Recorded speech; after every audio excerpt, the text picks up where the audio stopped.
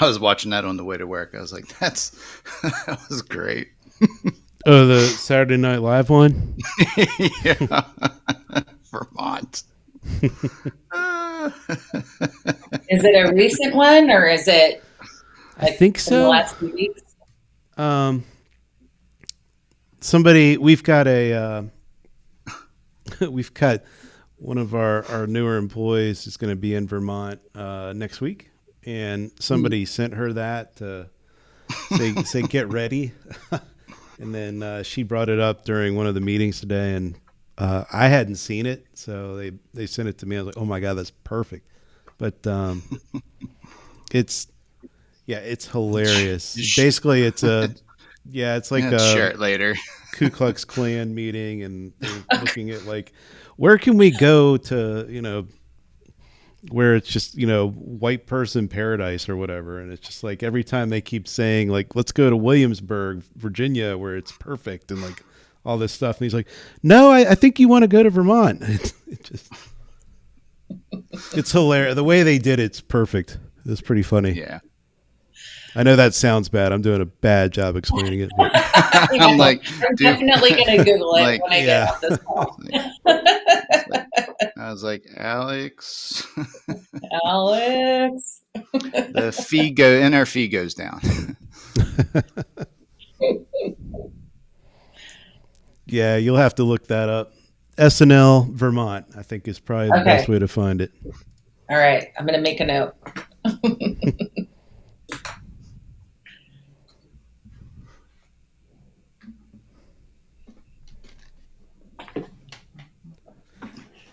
Yeah, I see Cassie's already joined up, so she came right in for the KKK comment, right? That's how it's starting.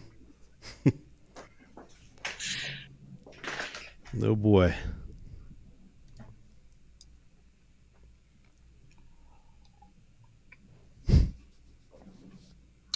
When you sent me that email saying, like, Cassie was pointing out the company name or whatever we had now, I was like, of course she would. Well, branding is important, right? I'm just like, me, myself, and Irene, because sometimes I'm call box and I'm always CarWars. So. Mm-hmm. All right, 10 seconds till faces on screens. All right. Thank you for the morning. 3 seconds.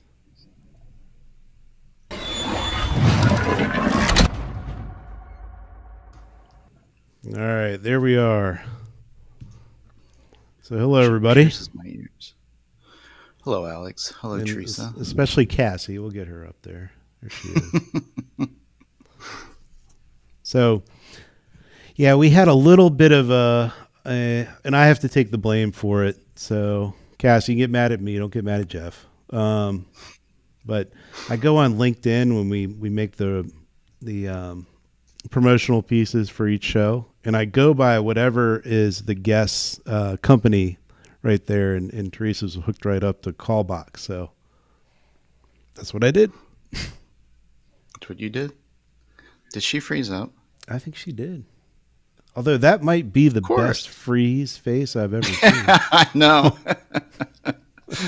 Spot on. That's pretty good. Well, hopefully Teresa comes off of the freeze pain. Oh, yeah. There she goes. All right. This should come back great in. Timing. Yeah. Perfect timing. As soon as you hit go. This is a first for Dealer Refresh. And right after Cassie said, make it a great session.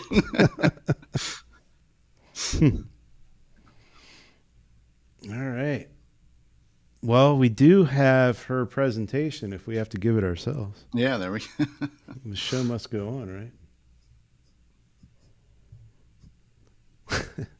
So another thing happened right before the show. I actually got I was hoping I could catch it, but got a potential spam call from New York. Came really? Right in. I usually get like 5 of these a day, so maybe one will come up and I'll just hold it up. It comes through. But that's what we're talking about today. Good old spam. Yeah, I Yeah. get about 3 or 4 a day. I used to get a lot. I used to get more.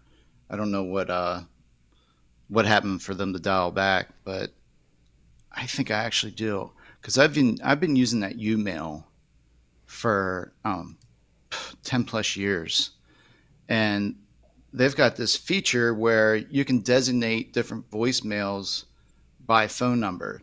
So if anything comes through as spam, I've got a message that plays. It says this phone number is no longer in service, and then I can designate different messages according to phone numbers and such. And I don't know, maybe that's why, because I turned that on a couple weeks ago. Is Just that thought of that. Umail? Yeah, Yeah. yeah. They got a huge array of different voicemails that you can plug into that. And then if you go into the contacts, you can choose by contact who and what voicemail you want them to receive or voice message. Yeah, that's always fun to do to friends. Yeah, yeah.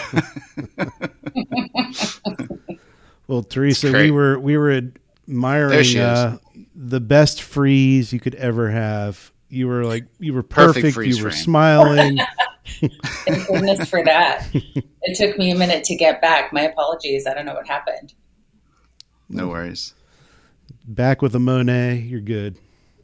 Yes. So, everybody, we've stalled long enough, and she's back. Well, thanks for having me, guys. Good morning or good afternoon to all of you.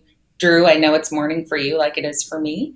I'm here to talk a little bit about spam today. In fact, I was doing my work this morning and, I got my own. You can see the spam risk there in red. So we're all, getting this same kind of consumer view of spam, right? We're all consumers as well as, being in the automotive business. And it's a tough go these days, right? Because you guys see it as consumers day in and day out. Either it's scam likely or it's potential spam or it's any number of different things. And sometimes you don't even get to see the call coming in at all. So if you've got T-Mobile, there are certain features and functionality and hardware that are going to block that call altogether. So as a salesperson who's trying to, make their outbound calls, right? Cass, little Billy, he needs to make 25 calls a day and connect with at least 5 people.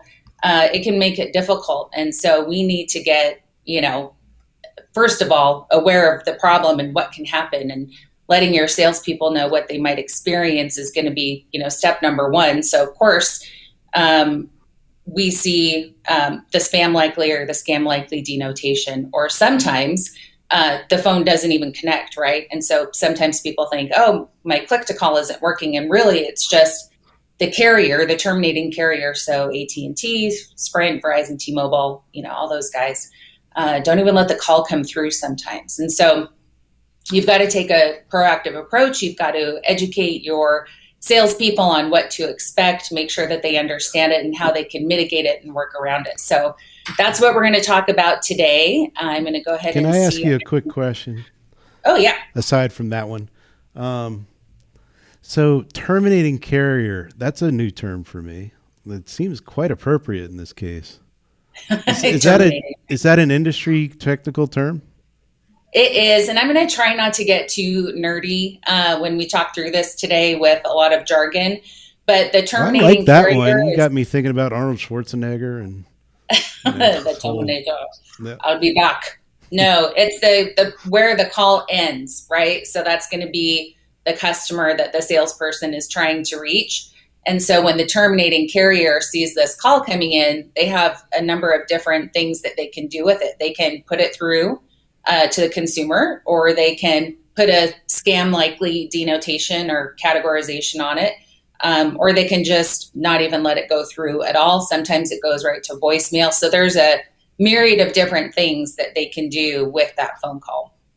And so what we've been seeing, and no surprise, is that the outbound call volume with a lot of our customers is going down. So I'm just going to share my screen. Can you guys just verbally let me know if that's working or not? Sure. You're good. Doing it Yeah. right. Perfect, like, car guy, right? He's got the like tousled hair, Jeff. He's kind of, got the fuller on the top look like you. So looking at the data, this is monthly outbound call volume per rooftop. And what you can see is that, obviously you can see the big COVID, dip there in April, but it's going down. And we know that our most successful dealers see a big influx of floor traffic when they make a lot of outbound calls. So we need to prepare our teams, right? Make sure they understand this problem, as it relates to them and their job, and then, hopefully mitigate it, right? So there's a lot going on, obviously, with outbound spam. That is well, first, let's talk about just the mechanics of click to call, right? We want. Yeah, I was going to ask, like, we've got so many click to call that it doesn't connect. Happened to me yesterday, matter of fact. I was using the click to call, and I think I used it 3 or 4 different times, and it just wouldn't connect. And then out of nowhere, it connected. Interesting. And to the same destination, the same customer? Yes. Yep. Okay. Yeah, and there's definitely can be issues with telephony. When we kind of troubleshoot why click to call isn't working, it could be, the code in CarWars doesn't match the code that's in the CRM or things like that. But the big challenge that we're seeing lately with outbound calling is this, spam issue. And so, and again, the experience differs for the terminating carrier. So again, it could be just that flag on the phone. It doesn't go through at all. And so sometimes you might have somebody say, well, how come it works when I call directly from my cell phone and not using click to call? So let's just talk quickly about how click to call works, right? So when you go into your opportunity or your contact in CRM and you decide where you're going to call your customer, home, work, or their mobile phone, which is more than likely the case, and you hit the click to call button, it's going to make the call out to the customer and to you and then bridge that call together, right? So when click to calls are going out of a dealership, there's usually one number, and that's the outbound caller ID. And that's the number one kind of big volume number for the dealership for outbound calls. If in fact everybody's using click to call, which they should, right? That's how you effectively manage the activity of your sales team and ensure that they're not just completing a task in CRM, right, and saying, yes, this is done. We want to make sure that little Billy actually makes those calls and then, more importantly, connects with that consumer. And so because you've got a lot of traffic coming out on that outbound caller ID, that's going to be kind of a red flag for almost any carrier, is a lot of volume, right? So we've got these Social Security scam people. We've got the FBI. I've been told I have a warrant out for my arrest. I don't. Oh, I thought you were going to say the FBI was spam. Oh. Don't tell them I said what that. What about car warranties and car insurance? They always find you, don't they? 10 of those a day. They actually get through. They do. The car warranty especially.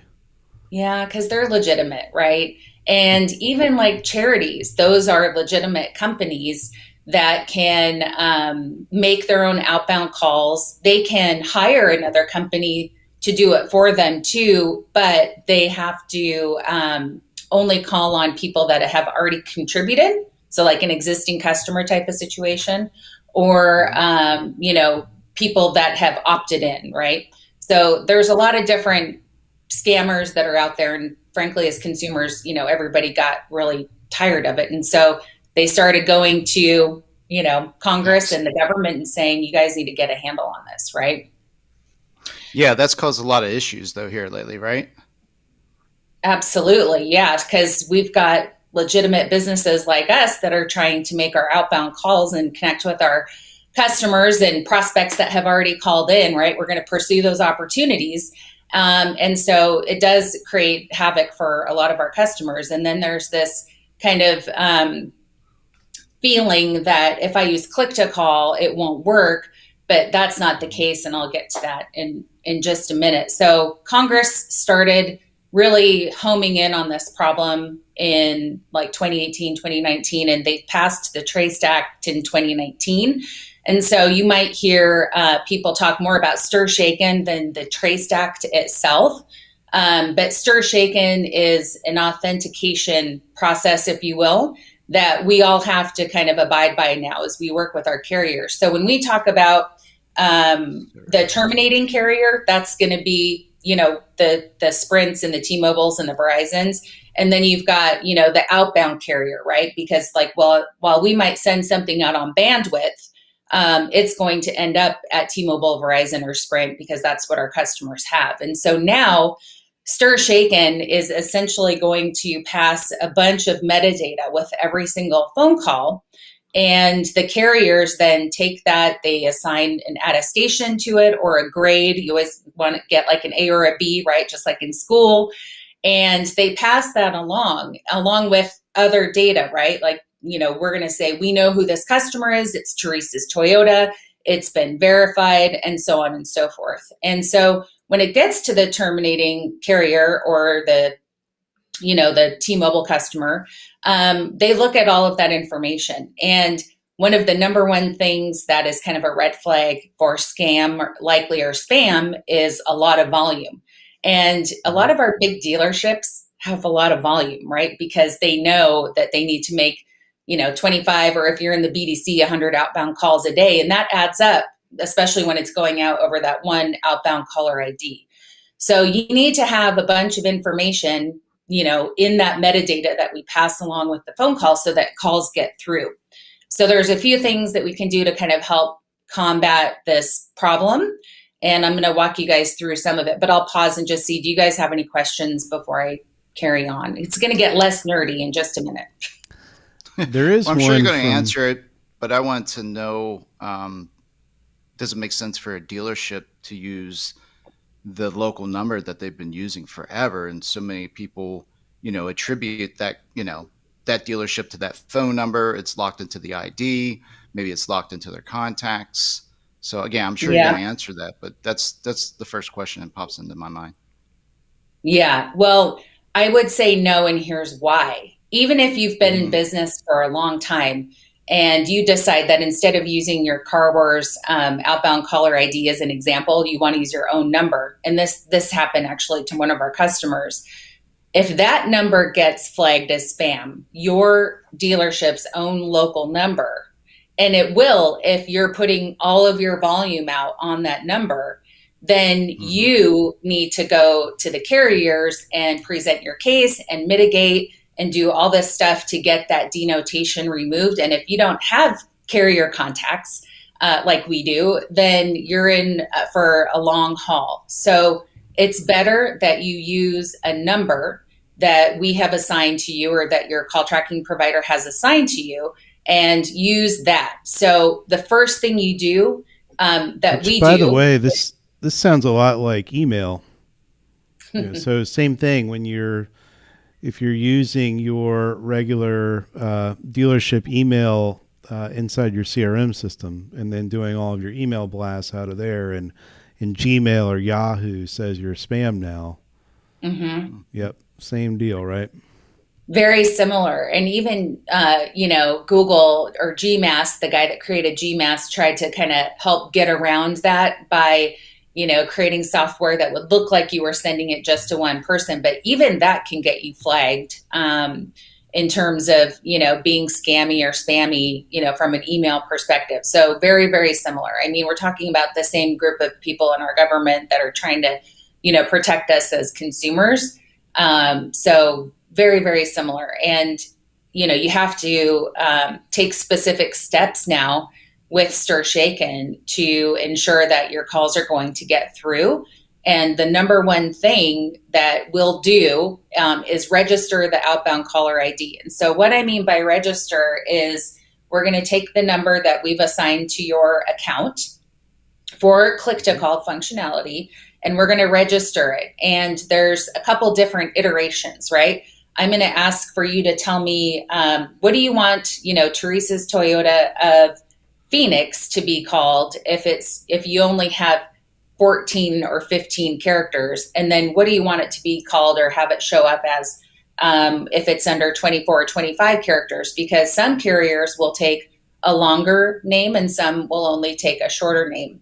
So you, within the product, you're going to have to fill out some information that says, here's what I want it to say, because Teresa's Toyota Phoenix is too many characters, right? So you need to register with the outbound carrier, and then you need to include also your city information and a lot of other information with it. So the first step is just registering all of your outbound caller IDs, at the account level, because obviously there's people that have different locations. The other thing that you can do is have individual lines for every agent. So think about not just our sales team, but think about the people in service that are making outbound calls to give status updates, right? The more they can make outbound calls and tell people what the status of their vehicle is, the less inbound is going to come in. So having an individual number for each person in the dealership that makes outbound calls spreads out the traffic across all of those numbers, right? So you have that sounds pretty beneficial. Also sounds like a pain in the butt to manage. Well, here's the good news, bad news about having individual lines. If you have an individual line for, let's just talk about sales for a minute.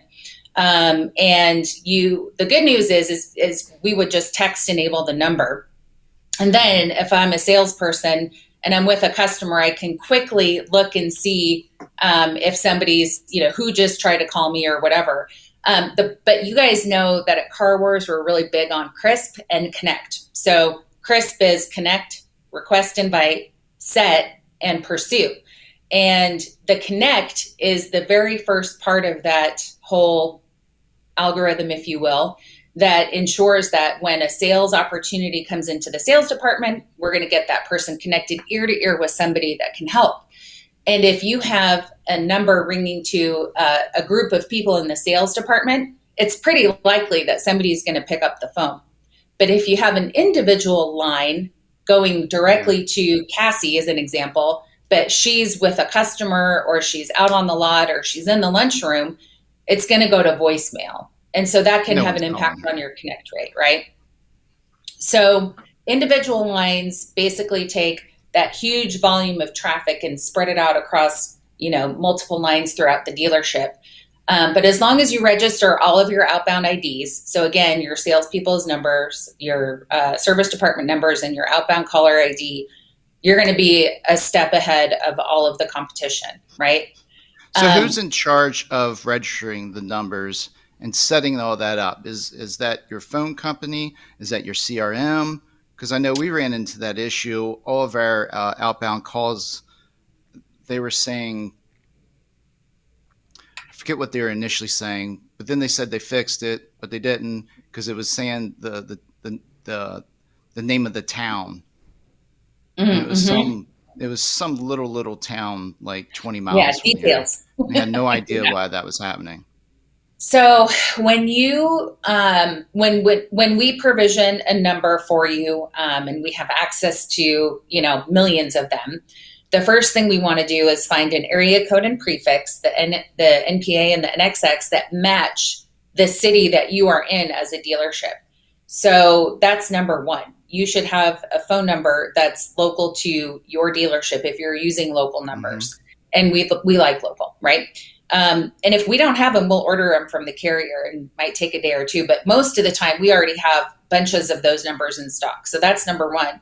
And then secondly, when you register your outbound caller ID, it has to match. It has to match, with your business address, right? So if there's any variation in that number, just like or in that information, just like when we port numbers, it'll get rejected. And so you really want to have a local area code and prefix to your dealership. And then your call tracking company should register that for you, because you're using your call tracking lines for outbound, because you're using click to call, right? Because we want to make sure everybody's making their dials and connecting. So you couldn't set it up where the caller ID says, answer me now. It's got to sort of match the dealership, the business or the dealership name to some sort? Yeah, they want it to line up with your business because there's a verification process that happens to make sure that this really is Teresa's Toyota. If they call a number that is registered under Teresa's Toyota and nobody ever answers, or somebody answers the phone and says, this is, Bob's, barbershop, then we're not going to get whitelisted, or we're not going to get a good registration. Jeff, have you ever had anyone request that? What? Answer me now, become our voice or caller ID? Nah, I just thought of it. Sounds like a good idea. if we could, you can, spoof numbers, right? And that's another thing that people, in telecom, especially with Stir Shaken, they like that anymore. And so everything's getting a little bit tougher. But I think a couple years ago, you should have had that idea.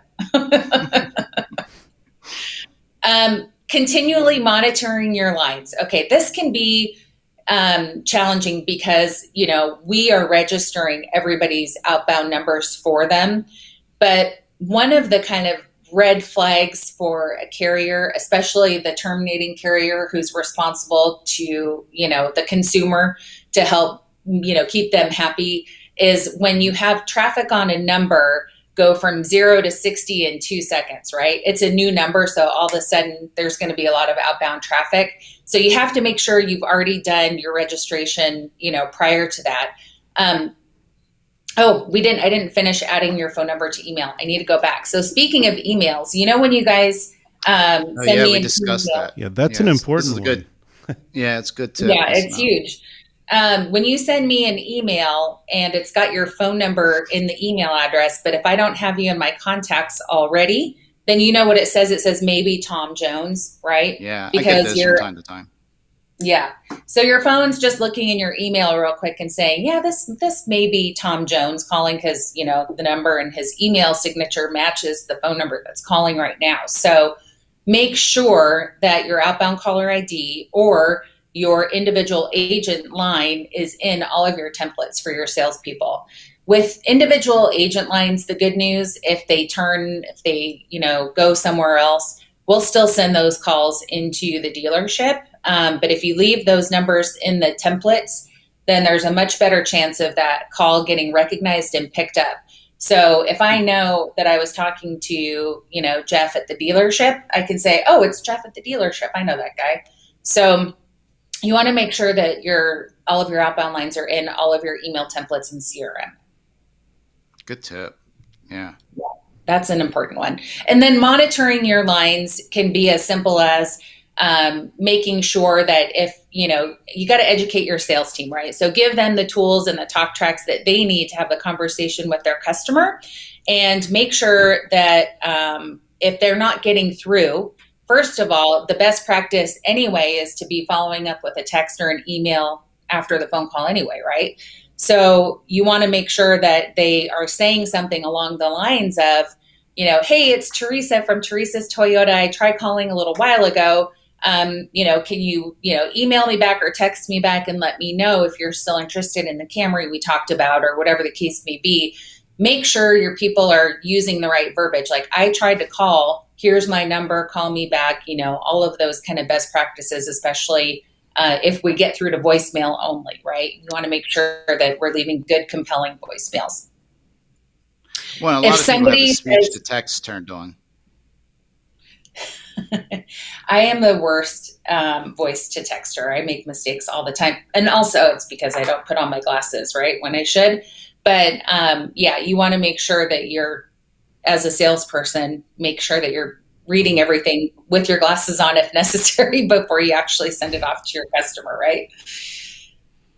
Yeah, gotta love it. The last resort, guys, is swapping out the numbers. So it's difficult if you have a number that's been registered and whitelisted by most of the carriers, but T-Mobile maybe still hasn't verified the number. And so sometimes you still get that scam likely, classification on your calls. So just make sure that you're monitoring your lines, listening for feedback and cues from your customers. But if if at the end of the day you're not getting through to anybody because of this, then we can still swap out your outbound caller ID. We can't do that if it's your local number.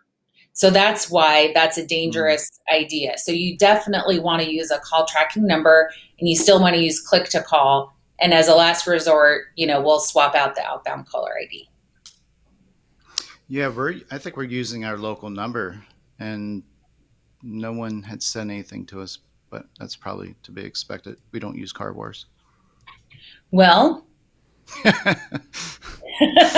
I'll leave it at that. So, like so that's I good said to know. earlier, I'll be making we will some phone take care calls of here it this for you. afternoon. We'll take care of it for you. We will register your number. We're going to collect the right information, within the product, and then we're going to register your outbound caller ID and all of your salespeople and service people's numbers if they have individual agent lines, and we'll take care of that for you. And then, make sure that your provider kind of keeps you up to date on the status. So, for example, with us, if it's a registered number and it looks good and everything is as it should be, then it's going to say registered. If we've cleared Sprint and Verizon and AT&T, but not T-Mobile, then it'll say in progress, right? We still haven't gotten through the majority of the carriers. So you'll always be able to see, what the status is of your numbers. Do most companies offer something like that? They should if they don't. Okay. Yeah, maybe your account manager or customer service representative might be able to tell you, but this is what you should be able to get this information, like what the status is. So the CarWars, I'll tell you, that's one thing I always missed about CarWars, was not to push this as like a plug or anything, but you guys, at least in the back end, I was able to see so much information. I was able to provision my own numbers with ease. I could see the status, just like you were showing up on the screen. There were other like little technical things that most people probably wouldn't even pay attention to or use, but I always liked the fact that I had that information at my disposal within the administration side. And just from my experience working with other call tracking companies, they just don't provide all the granular information that you sometimes need. It can be a lot, right? There's a lot going on just in the telephony piece, let alone, bringing in, human reviewers and AI and the actual product and routing, right? Mm-hmm. We saw a lot of big routing changes during COVID. Gosh, in, Washington State and California, you couldn't do anything. So we were sending calls directly to salespeople working from home. And you can do all of that. Now, for complex things like that, we'd recommend you work with your, account manager or client success consultant. But all of that is available to you for sure if you've got those admin privileges like this guy does, up here. So you can do quite a bit within the product in terms of routing and, ordering new lines or provisioning new numbers, like you said, for sure.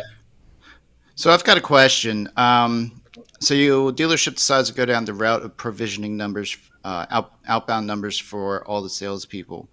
They use a particular CRM. They're using the click to call. And you decide to turn on the text functionality for the sales reps with each individual number. How does that work within, and it might be different across different CRMs, but is there something to consider? Is there something to look at?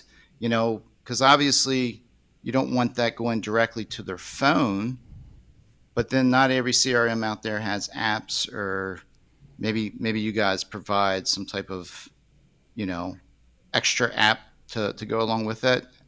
I'm confused. I'm just wondering how that would work. Yeah, so good point, because people, and rightfully so, get a little worried about salespeople just sending texts directly from their phone. So as long as they're logged into CarWars on their phone, they would just be able to send and receive texts within CarWars right from their phone or their desktop, and it'll still get pushed into CRM. But what we will do if somebody, and those numbers, by the way, are one and the same, right? So this number, you can see this little guy right here, it's text enabled. So that's the indicator that the customer can call or text that number, and it's going to go to Rick Tanner, right? It's the same number.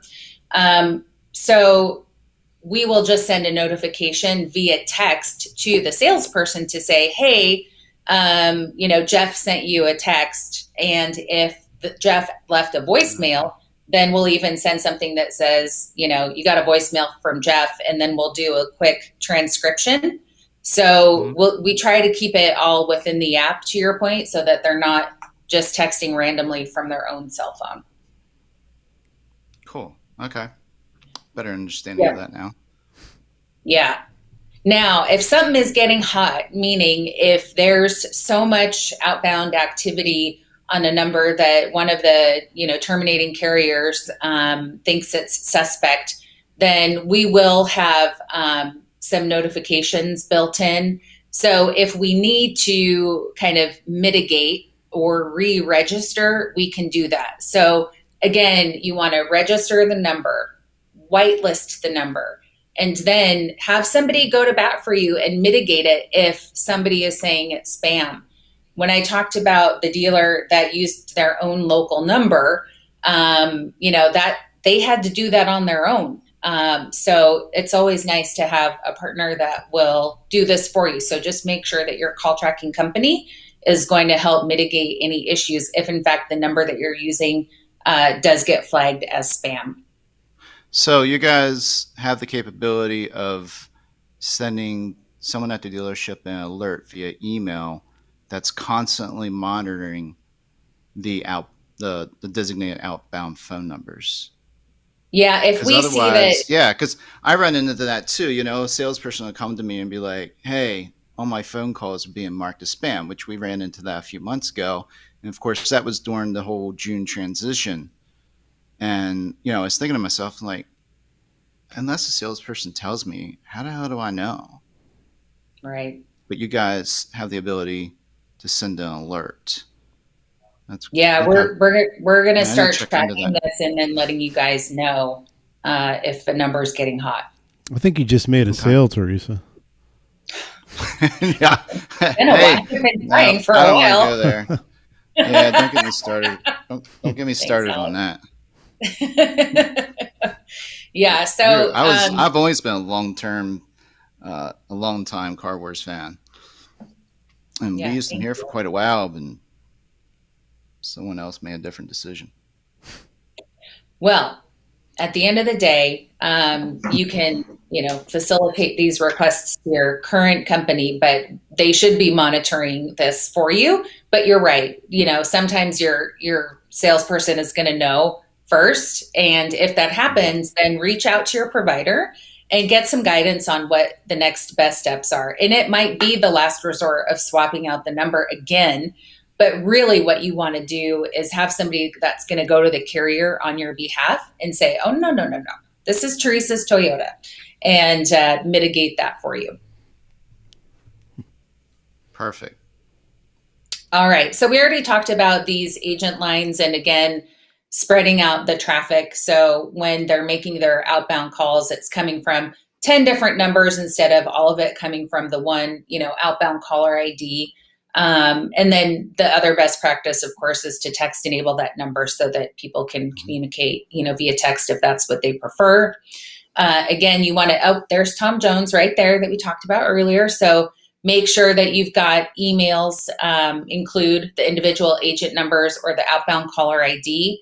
And I always text enable the outbound caller ID too. And if you guys have, a provider that is doing chat for you, or you have a chat product, we can text enable not only the outbound caller ID, but Google My Business, and then we can funnel those texts into Car Now for you or Goobagoo. And the beauty of that is if a customer is in a meeting or they, just prefer to text, you get a lot more at bats because, you're making, as little Billy, the sales guy, is making 25 calls a day. If he can have another avenue, or just think of this. If somebody called me right now and I declined the call with a, can I call you back? Or I'm in a meeting or whatever it is. Now that customer has just texted you at the dealership and now you can text them back. So we opt them in, and now you have two methods or two directions in which you can communicate with this customer, if you don't have their email yet. So make sure you get those That's numbers and emails and text enable them. Yeah, that's an very important point. I didn't even think about that. But, how often do you, especially our customers, I mean, how often do you get a phone call and you don't answer, then you actually text back some type of, message. Heck, you can even, a lot of times, I know on iPhone, you can hit the answer later, or, how do you want to respond via Mm-hmm. text. I always wonder how many people actually use it. I've used it quite a few times, but I could definitely I think see that's the how. only thing my mom uses. Oh, really? Didn't take your calls, Alex. Nope. Oh, Busy. never. Call you back later, Alex. Yep. Always. Quit calling me. Hmm. Yeah, it's great because what we see is, your salespeople get more at bats with that consumer. So if you're going to text enable lines, make sure you're text enabling that outbound caller ID, all the agent lines, Google My Business, and then like your main, website numbers. And you'll definitely see a lift in the amount of people that your sales team can communicate with, for sure. Another great tip. I know I'm just chock full of them today, aren't I? I know. Remember, the outbound caller ID swap is kind of a last resort, and it still happens because it does take time to register a number and go through that whitelisting process. It can take 60 days sometimes with some carriers, but once it's registered and whitelisted, you should be good to go. So I'll just stop sharing for a minute and see if there are questions, and then I also wanted to briefly touch on voicemails if we have time. I have a question. If you're signing up with a new call tracking company, how what's the minimum, or what's the average amount of time that a phone number should stay in quarantine before it gets released? Oh boy, I think it really depends on the carrier Or and maybe, what the. yeah, or maybe I should ask, like, what has to happen in order for it to be released, or what should happen? Maybe it doesn't receive any type of phone calls for X amount of days, or text, or. Well, and can I ask a question to clarify the thing you're trying to No. solve? Are you trying to solve inbound spam? Because that's another huge issue too, right? Dealers get spammed all day long on the inbound side because people scrape a website or whatever, and then they just try to get through. So is that why you're wondering, or asking the Yeah. question? Yeah, that, and sometimes you get provision a phone number that just is a bad number for whatever reason. Yeah. So what we do to mitigate a bad number for inbound into the dealership is we highly recommend the bridge or the phone tree, because one, a bot can't push press one for service. So it'll Not yet. disconnect after there's like a kill switch built in, and it'll disconnect after a certain period of time. And the second part of that is just the consumer experience, right? We want to get the consumer to the right department as quickly as possible. And so one for service is usually first because they get the most calls, two for sales, three for parts, and then you're done, right? Or zero for the operator. Don't make it, nine. Don't make your phone tree like 9 selections. That's a long menu. But you can quickly get people to the right department. And then that also gives you guys, from a reporting perspective, more insight. So from GMB, what percentage of your calls that come in are for service versus sales? So that's what we do to kind of mitigate that bad number, because bots can't press a bridge extension. For the longest time, they insisted here that someone answer the phone. Someone's got to answer the phone. Just from a Yeah. good customer service perspective. And I get that. Mm-hmm. And I wonder how many dealerships you guys work with that still insist on not using that initial phone bridge. But it's like, if you can show them the reports, it's such a quick interruption, if that's what you want to call it, that gives you, yields you so many great reports to be able to make, better decisions in the future. Mm-hmm. But I just It find there's still a lot of definitely, dealerships out there want to answer that phone and not provide the phone bridge. yeah, it definitely makes a difference in a dealership's connect score. So again, remember, we want people to get ear to ear with somebody at the dealership that can help.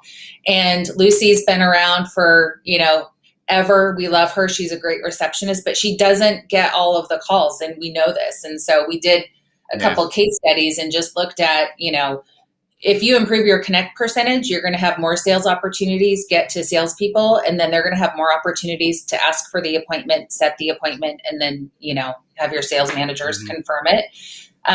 So we know that it improves, people getting connected to the right person in the dealership. But today, and everyone in my industry will tell you that about 40% of the calls that come in to a dealership are not connected to anyone that can help because people hang up on hold. 40%.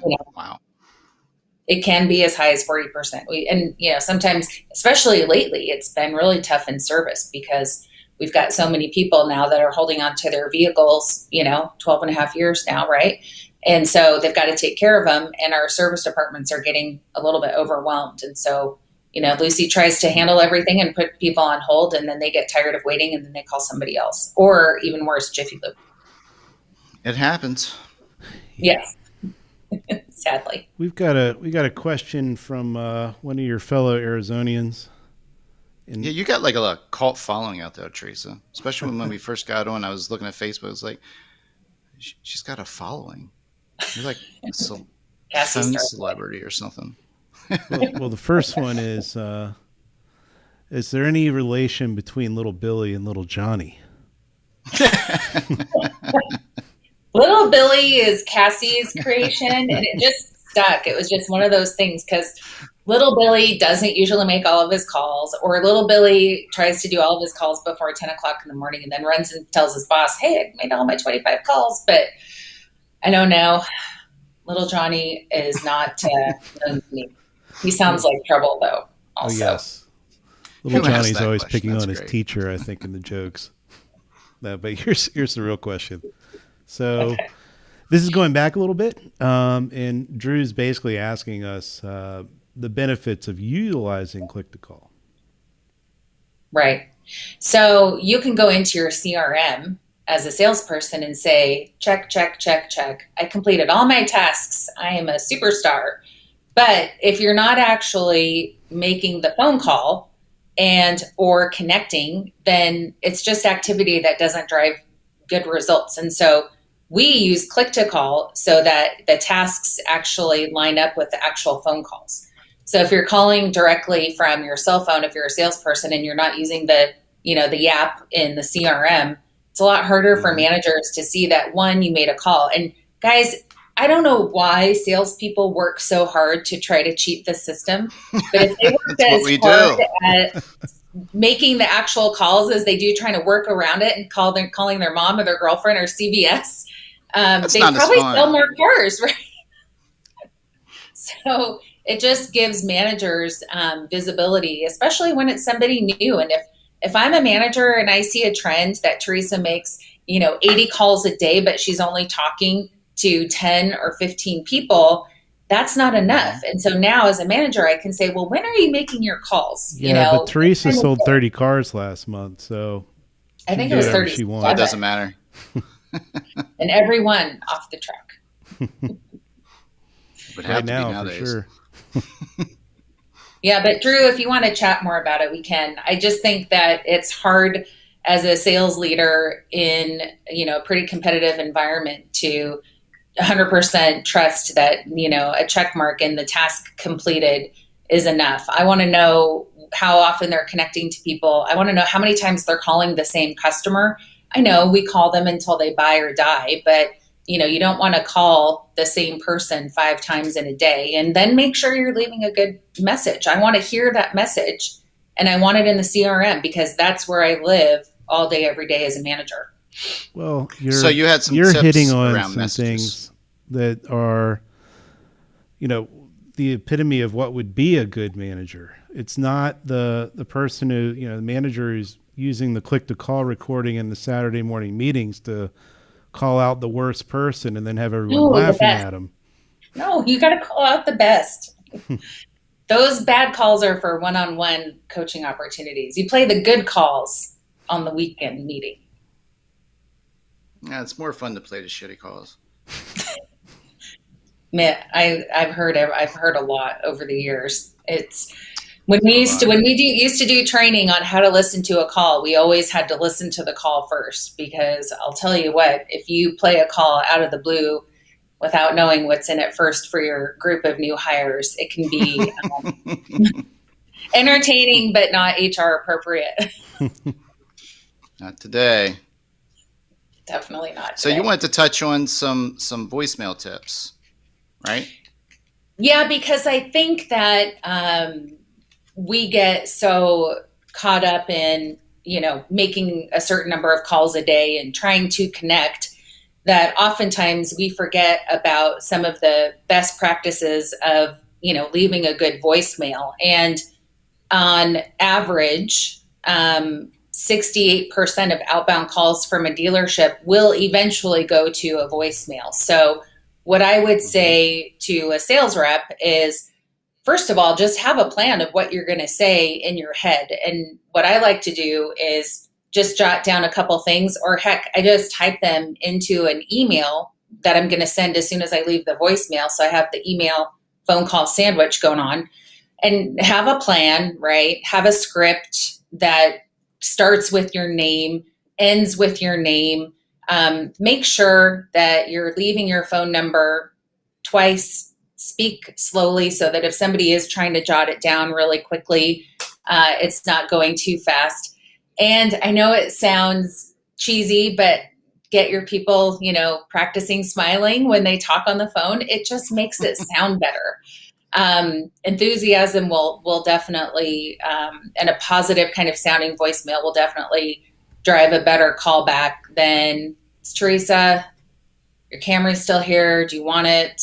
I know it's tough right now. It's a really tough environment with everything that's going on, but try to just inject a little energy and enthusiasm, as much as you can. So that was the old school best practice.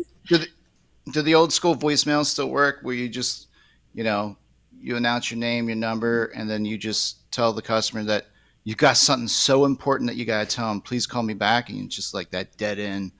And, it's supposed to get them all curious. So it increases the phone call or the return. I think you have to put in something specific to I hate that customer, right? God, Sean Bradley. I can give you some numbers.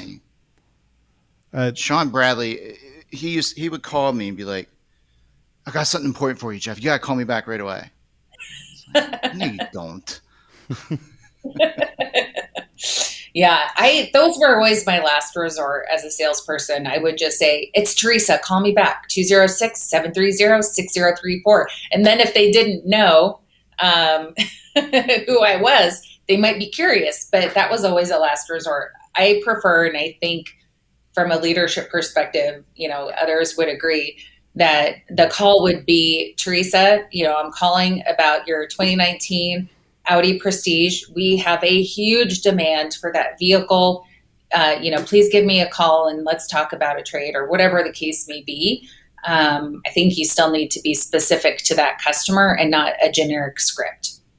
Let me give you some numbers that we've been doing some comparisons at my company to what my own BDC used to do 15 years ago versus two call centers we work with, and versus what we're seeing today. And this is just in response to internet leads, not service, not the sales floor calling to follow up or anything along those lines, but simply leads come in, and typically the phone call that goes out from the internet department of the BDC is, hey, Teresa, thanks for your inquiry. We'd love to help you, and would you like to come in this weekend and take a look at this car? And if you ever do get a hold of the customer, it's always, well, I wanted a quote. I clicked that e-price button. Where's the number? But But the connection rate, so when you actually speak to that person, is somewhere around 40%. And this has been true for professional call centers. It's been true for dealership BDCs. So around 40% when you're not giving them something to talk to you about. When you give them something to talk to you about and it's more specific and it's actually something they want, it's very relevant, we've seen that number shoot up above 70% consistently. Oh, thank goodness I got it right. Yeah. So that sort of throws the old notion out the door where, as soon as the lead comes in, pick up the phone and call right away. That's the first thing you do is call the customer. But what you're saying is you should actually send the customer some type of decent information, data, obviously a price quote. I'm just talking about when you leave them a voicemail. I mean, that's what we do. I mean, we send something out. So there's a reason for the voicemail. We just say, hey, Teresa, did you get the quote we sent you? It's because we've automated something out for them to look at. But I'm just saying, leave a voicemail that's relevant to them. And you'll connect a lot more. You also have to follow that up with multiple phone calls, though. That's the other thing. Sure. You can't just call one time and expect the call connection to happen that one time.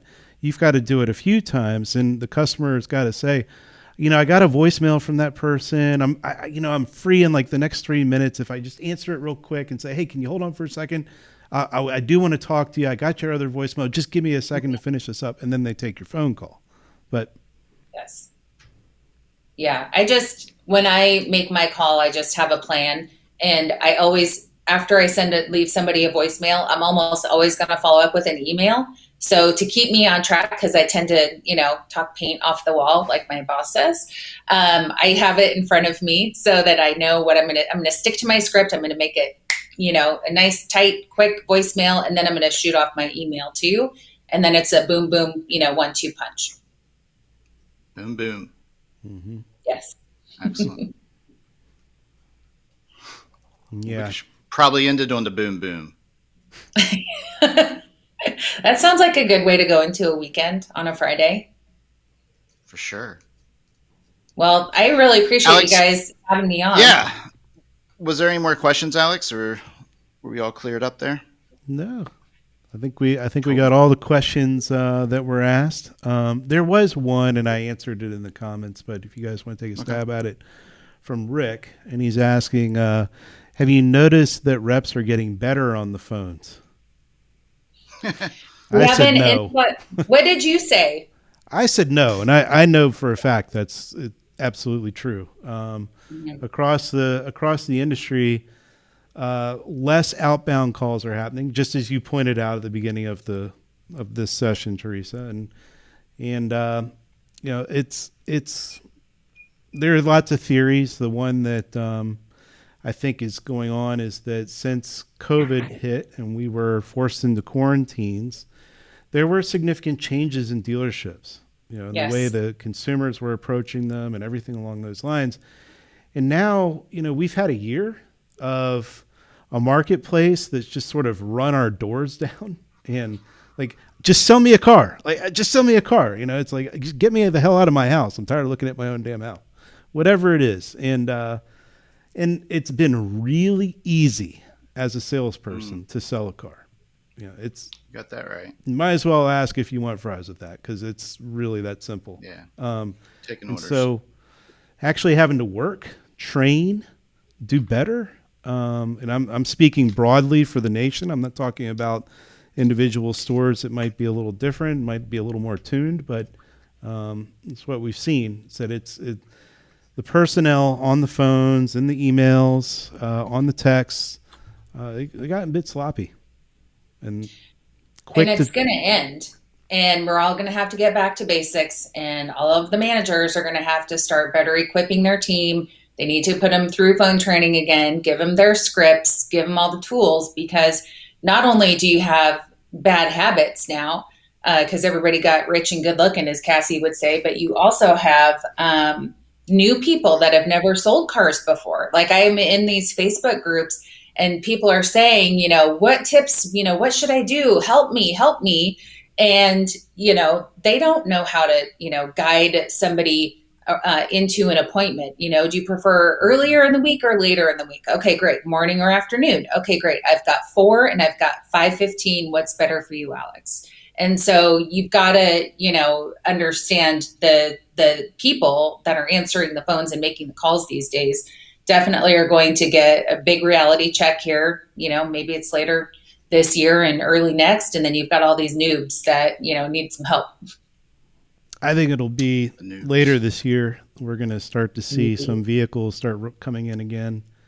They're probably not going to be the most desirable cars. They're going to be whatever the manufacturer can put out there. So we're going to need to tune Alex this in thing his crystal sooner. ball. What's that, Jeff?